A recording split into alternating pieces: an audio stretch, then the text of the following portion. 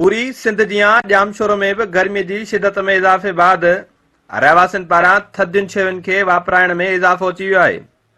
रहवासी कमंद जो juice P गर्मी की तास खे घटाए रहिया आहिनि। ॿिए पासे कमंद जे जूसनि जी मशीनुनि समेत थधियुनि शयुनि जे स्टॉलनि ते रश लॻल आहे। गर्मी तकरीबन यहाँ पे हैदराबाद जामशोरो के अंदर 45 सेंटीग्रेड है और मैं जूस पीने आया हूँ।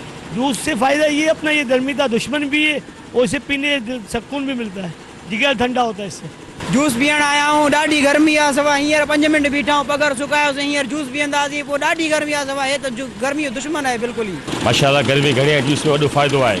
हिन में लीमो मिलाईंदा आहियूं, ज़ाइको बि थींदो आहे, बाक़ाइदा गर्मी जो दुश्मन आहे, ब्लड प्रेशर खे सही रखंदो आहे, मिठाण खे सही रखंदो आहे। कमंद जो जूस गर्मी की तास खे बि घटाए थो ऐं सिहत लाइ बि इंतहाई मुफ़ीद साबित थिए थो। कैमरामैन फिरोज़ बलोच सां गॾु वीर मुर्तज़ा नवाणी, सिंध टीवी न्यूज़, जामशोरो।